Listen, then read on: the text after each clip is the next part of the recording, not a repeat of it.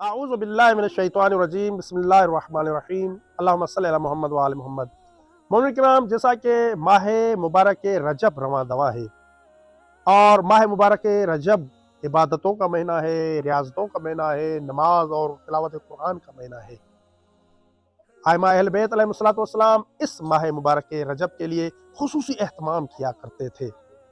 اور مختلف دعائیں آج بھی مفاتیح الجنان اور دعاؤں کی دوسری کتابوں کو اٹھا کر دیکھ لیں، مختلف دعائیں اس ماہ رجب کے ہر دن کی بیان ہوئی ہیں۔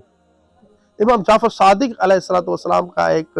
صحابی ہے کہ جس کا نام ہے محمد بن زکوان۔ محمد بن زکوان امام صادق آل محمد علیہ الصلوۃ والسلام کی خدمت میں حاضر ہوا، آ کر کہنے لگا، مولا میں چاہتا ہوں کہ اللہ تعالیٰ مجھے فائدہ عطا فرمائے، مجھے کوئی ایسی دعا تعلیم فرمائے کہ جس دعا کے ذریعے سے اللہ رب العزت مجھے فائدہ عطا فرمائے۔ تو حضرت امام جعفر صادق علیہ الصلوۃ والسلام نے اس شخص سے کہا کہ اگر تو چاہتا ہے کہ اللہ رب العزت تجھے فائدہ دے تو اس ماہ مبارک رجب میں روزانہ یہ دعا پڑھا کرو۔ اور پھر امام صادق آل محمد علیہ الصلوۃ والسلام نے اس کے سامنے وہ دعا پیش کی، اور وہ دعا یہ ہے: بسم اللہ الرحمن الرحیم، یا من ارجوہ لکل خیر وآمن سخطہ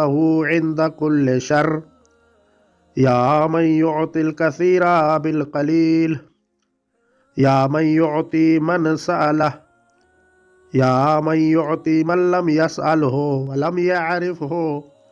تحننا منہ ورحمہ، اعطنی بمسألتی ایاک جمیع خیر الدنیا وجمیع خیر الآخرہ، واصرف عنی بمسألتی ایاک جمیع شر الدنیا وشر الآخرہ، فإنہ غیر منقوص ما اعطیت، وزدنی من فضلک یا کریم۔